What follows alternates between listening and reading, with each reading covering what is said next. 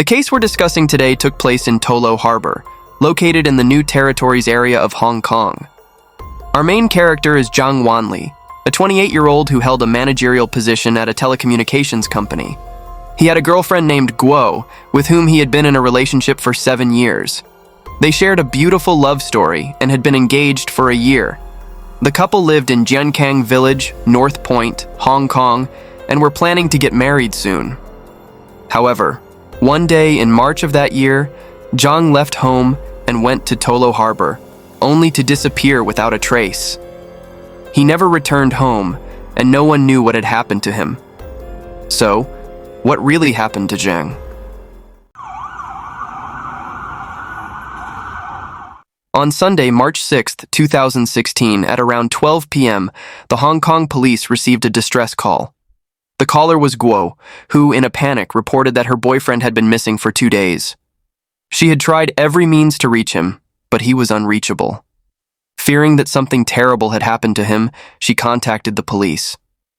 After receiving the report, the police immediately sent officers to Guo's residence for investigation.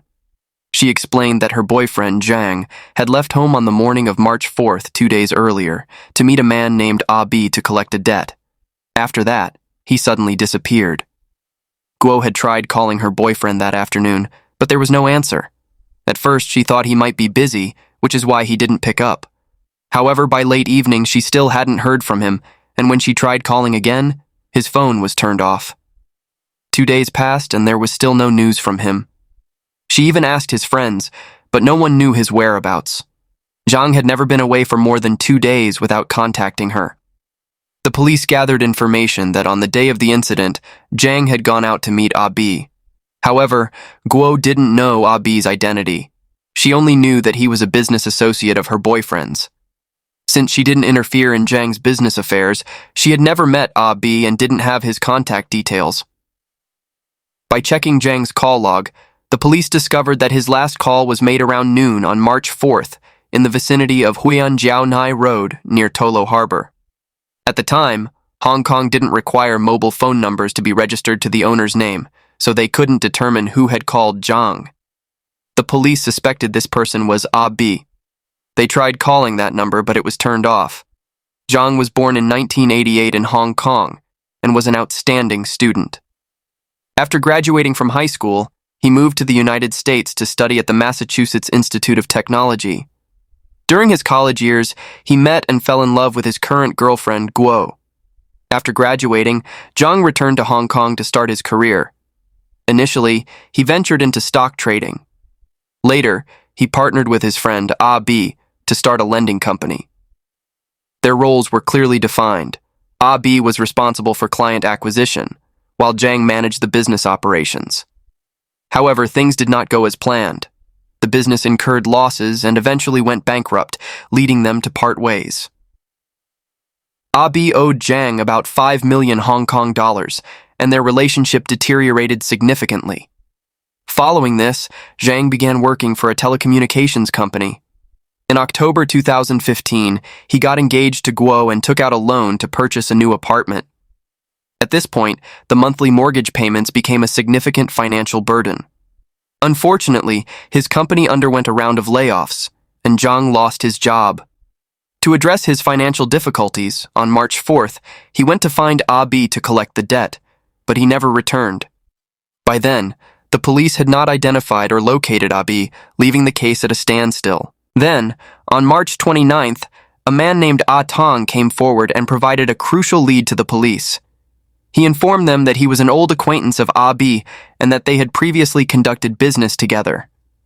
Abi's real name, he revealed, was Zheng Shangxin, and he was 26 years old. According to Ah Tang, after the incident, Abi had called him, stating that he had fled to Taiwan and would not be returning to Hong Kong anytime soon. The reason, he confessed, was that he had killed someone in Hong Kong and wanted to wait for things to calm down before coming back. 3 others had accompanied Abi to Taiwan.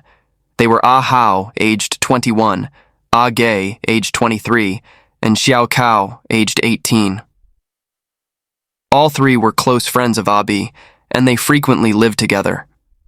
Ah Tang told the police that, At first, he didn't believe Abi's story because he had a reputation for exaggeration. But as Abi continued to bring it up in subsequent conversations, Ah Tang began to suspect it might be true. Recognizing the gravity of the situation, he ultimately decided to report it to the police. The police then visited Abi's residence at the address Ah Tang had provided. The apartment was located in the Dan 6 building on Huiyan Jiaonai Road. Coincidentally, this was the same area where Zhang was last seen. The name Dan 6 of the building carries specific meaning. The number 6 refers to the building's number, while Dan stands for day and night, emphasizing that the building operates 24/7. Although the building was officially designated for office use, someone had illegally converted it into residential units. Abi's apartment was located in the basement. Around 4 p.m., the police arrived at the basement apartment. It was eerily quiet inside, with a faint foul odor wafting from behind the door. They knocked, but there was no answer. The police then went to the building's security office to review the surveillance footage from before and after the incident. The footage revealed the following timeline. At 1 a.m. on March 4th, the day of the incident, Abi, Age, and Ah Hao were seen returning to the apartment together. At 7 a.m., Abi and Age went out and returned a short while later. When they came back, Abi was holding some ropes and duct tape, while Age carried a plastic bottle. At 12 p.m., Jang arrived at the apartment, and then there was no further activity. By 3 p.m., Abi, Age, and Ah Hao were seen repeatedly entering and exiting the elevator with panicked expressions. On March 5th at 5:57 a.m., Ah Hao left the apartment. Later that morning, at 9:36 a.m., Abi and Age returned carrying several bags of cement. At 5:04 a.m. on March 6th, Abi and Age were seen at the elevator door measuring its length and width, frequently using their hands to estimate the dimensions. On March 7th at 9 a.m., Abi went out alone. When he returned, he was carrying a set of hydraulic jacks. On March 8th at 11 a.m., Ah Hao returned to the apartment. At 8:49 p.m., the three of them were seen pushing a large wooden crate towards the elevator door. However, due to the crate's size, they were unable to fit it into the elevator despite multiple attempts. 3 minutes later, they carried the crate back out of the elevator. At 8:55 p.m., they attempted to put the crate into the elevator again, but this time the elevator alarm went off. They then took the crate back to the apartment. At 10:07 p.m., Abi was seen alone at the elevator door, observing, before returning to the apartment. On March 9th, Abi and Age were seen entering and exiting the elevator multiple times, often carrying suitcases. At 9 a.m. on March 10th, all three men left the apartment and did not return. Through the security camera footage, the police also discovered that before the incident, a woman had been seen entering and leaving the apartment multiple times. They suspected this was Xiao Chao, the only woman in the group of 4 suspects. The group had left Hong Kong and fled to Taiwan on March 10th. Outside Abi's apartment, the police obtained a spare key from the building management. Upon entering, a cold blast hit them immediately, as all the air conditioners in the apartment were set to low temperatures. The sight that greeted them was shocking. In the middle of the living room stood a large wooden crate, covered with an old, long blanket. A black liquid was seeping out from the crate's cracks onto the floor. The room was saturated with the smell of perfume and air freshener, yet it failed to mask the overwhelming stench. The air inside was nauseating. Upon closer inspection, the police realized that the wooden crate in the living room was the same one seen on the security footage. One officer pulled back the blanket covering the crate. Inside was a solid concrete block sprinkled with mothballs. The police immediately brought in specialized equipment. First, they dismantled the wooden crate, revealing the concrete block inside. The block measured approximately 3 feet by 3 feet and 1.6 feet in height, resembling a concrete coffin. The fire department then used specialized tools to cut through the concrete block. Meanwhile, the police continued searching the apartment. At the scene, they found several paper documents. Upon inspection, they discovered that these documents contained information about an international crime organization called THERE. This organization had numerous members operating worldwide, and Ah Bi was one of its leaders. Ah Ge, Ah Hao, and Xiao Cao were also members of this organization. The THERE organization was involved in various illegal activities, including drug trafficking, document forgery, and murder. The police found a list of individuals they planned to eliminate, and Zhang's name was on that list. After more than 5 hours of effort, at around 1 a.m., the fire department finally cut through the concrete block. The body of a man gradually emerged. The victim was dressed in a white shirt and black trousers. His head was covered by a white pillowcase, which had been wrapped in a plastic bag and secured with duct tape. A rope was tightly wound around his neck. The victim was face down, with his hands positioned in front of his chest in a kneeling position. When the police removed the pillowcase, they saw that the victim's face had decomposed significantly, making identification impossible. The autopsy revealed multiple bone fractures, needle marks on the inner thighs and ankles, and traces of alcohol, chloroform, and other substances in the victim's body. Chloroform, an organic compound, is a clear, colorless liquid with a distinctive smell and is also known as trichloromethane. It is widely used in industries, medicine, and various other fields. The time of death was estimated to be between March 4th and 5th, 2016. However, the specific cause of death remained undetermined.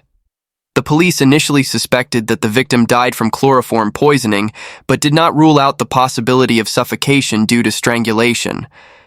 As the time of death coincided with Zhang Wanli's disappearance, the police contacted his girlfriend, Guo. Upon arriving at the scene, Guo recognized the victim as Zhang, based on the clothes he was wearing on the day he went missing. DNA testing later confirmed that the victim was indeed Zhang. The police had now identified the 4 main suspects. After fleeing to Taiwan, Ah Bi and his accomplices seemed to vanish without a trace. The case hit a dead end. The media quickly reported on the incident, drawing significant public attention. Some people managed to uncover damaging information about the suspect, Xiao Cao. People reported that Xiao Cao led a promiscuous lifestyle, frequently visiting nightlife spots with various men. Amid the public chatter, a surprising piece of news emerged from Taiwan. At 7:40 p.m. on April 10, 2016, Xiao Cao and her boyfriend, Ah Xian, turned themselves in at a police station in New Taipei City, Taiwan. Xiao Cao told the police that she had witnessed the entire process of Ah Bi killing Zhang in Hong Kong. A year earlier, Xiao Cao had worked as a waitress at a Japanese-themed maid cafe in Hong Kong. Ah Bi was a regular customer there, and after a few encounters, the two became acquainted. Initially, Xiao Cao thought Ah Bi was a wealthy man because he was always generous, never caring about prices. However, after a while, Ah Bi started eating meals without paying and would even sneak into the kitchen to steal food. Eventually, the restaurant owner kicked Ah Bi out and warned him not to return. Although Ah Bi no longer came to the cafe, Xiao Cao continued to stay in touch with him. She believed Ah Bi could help her make a lot of money. Because of her relationship with Ah Bi, Xiao Cao had a huge argument with her boyfriend, Ah Xian. In a fit of anger, she left home. When Ah Bi learned of this, he immediately invited Xiao Cao to live with him in his apartment in Tolo Harbor, promising he would help her make good money. Trusting Ah Bi, Xiao Cao moved in with him. However, she hadn't expected that so many of Ah Bi's friends would also be living there. Unintentionally, Xiao Cao became involved with the THERE organization. Xiao Cao took over Taimo's position, tasked with recording the content of the meetings.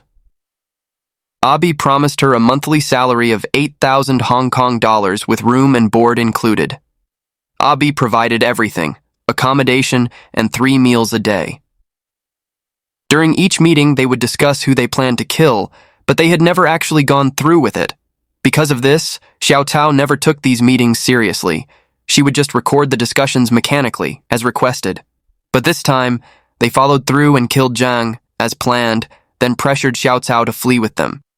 Initially, Xiao Cao didn't want to leave because she believed she hadn't participated in the crime. However, Ah Bi called and threatened her, saying that if she didn't go with them, he would put all the blame on her. Xiao Tao, feeling helpless and vulnerable, reluctantly agreed. As soon as they arrived in Taiwan, Abi confiscated her passport and other identification. They initially used fake IDs to rent a room at a hot spring hotel. They also altered their tattoos to avoid recognition. The group changed their hair colors, altered their clothing, and tried to disguise themselves to evade the police. They then moved to another hotel in Taipei. However, Abi felt that staying in the city center was too risky, so they relocated to yet another hotel. After several moves, they were nearly out of money. To cut costs, Abi rented a cheaper room in New Taipei City based on a friend's recommendation. With no income, the group struggled to survive in a cramped room, eating only instant noodles each day. One day, Xiao Kao overheard Abi and the others whispering about something. Listening closely, she was horrified to realize they were planning to sell her to human traffickers for money. Terrified, Xiao Tao seized the opportunity to secretly call her boyfriend, Xian, in Hong Kong for help when Abi and his accomplices weren't paying attention. Upon hearing her story, Xian was extremely worried but urged her to stay calm and avoid drawing attention. He immediately booked a flight from Hong Kong to Taiwan to rescue her. While Abi and his accomplices were asleep, Xiao Kao slipped out to meet Xian, and together, they went to the police station to report the situation. Once they understood the circumstances, the New Taipei police contacted Hong Kong authorities. On April 11th, Xiao Kao and Xian were deported back to Hong Kong. The Hong Kong police arrested Xiao Kao on charges of being an accomplice to murder. Based on her statements, the police were able to locate the 3 remaining suspects. However, since the 3 men had not committed any crimes on Taiwanese soil, the Taiwanese authorities could only arrest them once their visas expired. On the morning of April 12th, New Taipei police raided the room where Abi's group was staying. All 3 were arrested on charges of endangering public safety. In the room, the police found numerous books on criminal psychology, all belonging to Abi. He carried these books with him wherever he went, suggesting his deep understanding of how to manipulate others psychologically. That evening, all 3 suspects were deported to Hong Kong. During police questioning, they began blaming each other, offering conflicting stories. The police first interrogated Abi, who claimed that Hao was the mastermind and that he was forced into the situation. Abi stated that a few days before the incident, Hao had expressed a desire to rob wealthy people. During one of their conversations, Zhang's wealth had come up. Hao then devised a plan to target Zhang and convinced Abi to join, promising him a cut of the proceeds once the plan was executed. Abi confessed that he initially had no intention of going through with the plan, but Hao was persistent, constantly trying to convince him. Reflecting on his past business dealings with Jang, which had resulted in significant losses, Abi felt a surge of resentment. In a moment of emotional weakness, he agreed to Hao's proposal. However, Abi insisted he never intended to kill Zhang. He just wanted to teach him a lesson and make some extra money. Hao then persuaded Age to join the plan. At first, they intended to lure Zhang to a bar and drug him there, but Hao decided that attacking in a bar would be too risky. Instead, they ultimately chose to use their apartment as the crime scene. Hao directed Abi and Age to go out and buy ropes, duct tape, chloroform, alcohol, and other supplies for the attack. After they returned, Hao even poured chloroform onto a cloth and forced Abi and Age to inhale it to test its effects. On the day of the incident, Abi called Zhang to lure him to the apartment. He thought Hao wouldn't actually go through with it, perhaps just scare Zhang a little, so he went upstairs to lie down next to Xiao Kao. Not long after, Abi heard sounds of a struggle from downstairs. He rushed down to find Hao, Age, and Jang in a scuffle. Hao used the chloroform-soaked cloth to cover Jang's mouth and nose, while Age held down Jang's legs. Although Jang tried to fight back, he was quickly overpowered and forced to the floor. Hao ordered Abi to inject alcohol into Jang. According to Abi, he was terrified and unsure of what to do, but Hao continued to pressure him with aggressive threats. Under duress, Abi took the syringe and injected Zhang's leg. A short time later, Zhang lost consciousness. At this point, they realized things had gone too far. Ge tried performing CPR on Zhang, but it was useless. Afterward, Hao searched Zhang and took all his belongings. Seeing Hao's brutality, Abi became extremely frightened and suggested going to the police to confess. However, both Hao and Ge firmly opposed this idea and threatened to kill him if he reported them. Hao even bragged about having a contact within the police. As a result, Abi didn't dare act on his own and reluctantly went along, helping Hao and Ge move Zhang's body into the bathroom. The group discussed how to dispose of the body. Hao suggested dismembering it, but Abi thought this was too gruesome and strongly opposed the idea. Ultimately, they decided to encase Zhang's body in a concrete block disguised as a flower planter, which they would then dispose of. The next day, Hao had to leave for Singapore to participate in a street dance competition, so the task of encasing the body in concrete was left to Abi and Ge. After purchasing the cement, they began working on the plan. However, when they tried to move the concrete block to the elevator door, they realized it was too large and wouldn't fit. Both were puzzled about what to do next. 3 days later, Hao returned from Singapore. When he saw that the concrete block was still there, he became furious. The group attempted once again to get the concrete block into the elevator but failed. Hao then ordered Abi and Ge to buy a drill and suitcases, planning to break the block apart. They intended to smash the concrete into smaller pieces and put them into suitcases for disposal. However, they underestimated the hardness of the concrete block. Ordinary tools couldn't penetrate it.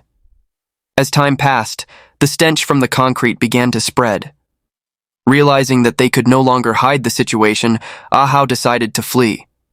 Before leaving, he called Xiao Chao and threatened her to join them. Abi told the police that after arriving in Taiwan, he had tried to turn himself in several times, but Xiao Chao acted before he could. He insisted that Xiao Chao had no involvement in the crime, but Hao was adamant about bringing her to Taiwan. When questioned about the organization there, Abi claimed that it didn't actually exist. He wasn't a leader of any organization.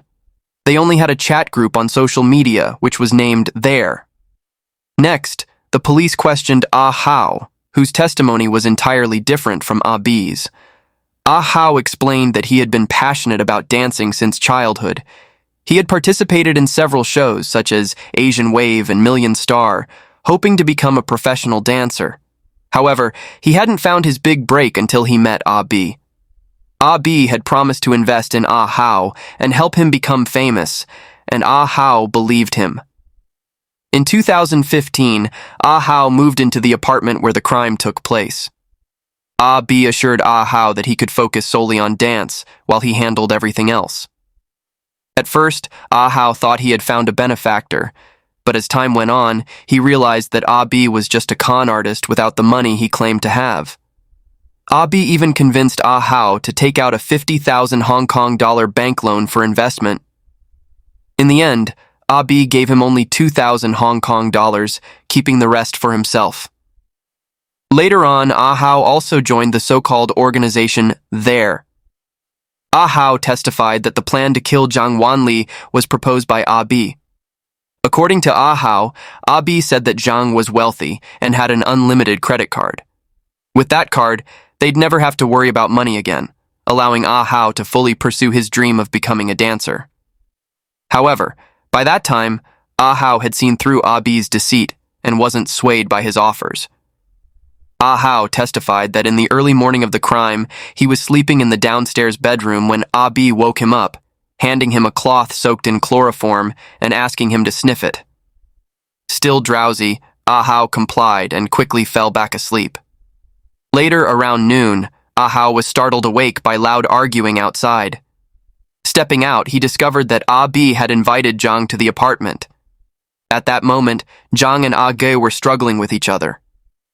Hao wanted to intervene, but by then Abi and Ge had already restrained Zhang, forcing him to the floor. Ge covered Zhang's mouth and nose with the chloroform-soaked cloth, while Abi injected Zhang's leg with a syringe. A few moments later, Zhang lost consciousness. Abi then searched Zhang and took all his possessions, suggesting that they encase the body in concrete for disposal, which they all agreed to. Ah Hao continued, stating that he left for Singapore the next day for a dance competition. When he returned, the concrete block had already been cast, but it was too big to fit in the elevator. Realizing they were stuck, they decided to flee. Abi then called Xiao Cao, threatening her to join them in leaving Hong Kong. Next, police questioned Ge, who revealed that he grew up with his mother after his parents' divorce. His greatest ambition was to give his parents a comfortable life. Ge had once aspired to be a police officer, but after failing the entrance exam, had settled for a menial job with the subway company. Ge met Abi at a Halloween party in Lan Kwai Fong and quickly became captivated by him, deciding to follow him. He soon learned that Abi was connected to a powerful secret organization, which made him trust Abi even more as someone who could change his life. To gain entry into this organization, Ge followed every instruction from Abi, who filled his head with twisted ideas. This ultimately led Ge to move into Abi's apartment and officially join the group. Ge recounted an experience where he and Abi, along with Ah Hao, were on a work trip. While at the hotel, Abi suddenly became serious, explaining that the organization had given him a secret assignment requiring an urgent online meeting. He strictly prohibited anyone from entering his room during the meeting, stating that they would face severe consequences. Only Abi was allowed in, while Ah Hao stood guard at the door to prevent anyone from approaching. Witnessing this, Ge's belief in the organization's existence deepened, and he placed complete trust in Abi. Ge told the police that he had no prior knowledge of Zhang's murder. On the day of the incident, as per Abi's instructions, he was in the downstairs bedroom studying the organization's materials when he heard a commotion in the living room. Rushing out to see what was happening, he saw Ah Hao standing behind Jang, covering his mouth and nose with a cloth. Although Jang struggled, he was no match for Ah Hao and was swiftly overpowered, collapsing onto the floor. At that point, Abi approached and injected something into Zhang's leg. Witnessing the entire event, Ge was so terrified that his hands and legs began to shake, fearing that a murder had just occurred. He hurried over to try and perform CPR on Jang, but it was too late to save him. Unsure of what to do and scared of being discovered by the police, Ge followed Abi and Ah Hao's lead in disposing of the body. Afterward, Ge fled to Taiwan with Abi and the others. During their escape, Ge lived in constant fear, worried that the police would catch up to him. Moreover, Abi persistently tried to persuade him to turn himself in, promising to take care of his mother in exchange for a full confession. When the interrogation concluded, despite inconsistencies in their testimonies, the police were able to confirm that the so-called international crime organization did not actually exist. It was all a fabrication by Abi to deceive others. All three suspects claimed that Xiao Cao was not involved in the crime, which made her testimony crucial. Xiao Cao became the prosecution's key witness and had to appear in court to confront the three defendants and recount the entire event. If she lied or concealed the truth, the prosecution warned, she would be prosecuted. Xiao Cao accepted these terms and agreed to provide an honest account of everything she knew. The police took the suspects to reconstruct the crime scene at Dan 6, where the murder occurred, and to the hardware store where they bought the tools used in the crime. Due to the high public interest in the case, reporters and curious onlookers crowded both sides of the street. 3 years after the murder, the trial began at the Hong Kong High Court. The defendants, Abi, Ge, and Ah Hao, were charged with murder. Xiao Cao, as the key witness, was present to testify. Xiao Cao detailed the entire ordeal. At the time of the incident, she lived with the three defendants in the apartment where the murder took place. Every few days, Abi would gather everyone for a meeting. The discussions always revolved around criminal activities. Abi claimed to be the organization's leader and was responsible for the members' lodging and living expenses. Ge and Ah Hao's primary roles involved menial tasks, while Xiao Cao managed the office work. Although she was the only woman in the group, Xiao Cao had never had any romantic relationships with any of the men, including Abi. She considered them just friends. Xiao Cao explained that while their discussion sounded serious, it was all talk, and none of it had ever been acted upon. until the day they discussed the plan to kill Zhang. B claimed that the murder was an assignment from higher-ups and that they would receive a reward of 30 million Hong Kong dollars if they completed it. Xiao Cao testified that Hao and Ge fully believed B and expressed eagerness to participate. She thought B was lying as usual, so she jokingly said that if they succeeded, they should give her a share. B and Ge then brought home the tools needed for the crime. B soaked a cloth with chloroform and had everyone smell it. He also soaked a piece of underwear in chloroform and stored it in the downstairs bathroom as a backup. Around 9 a.m. on the day of the crime, Xiao Cao returned to the apartment and found the three men huddled around a computer, looking at maps. Curious, she asked what they were doing.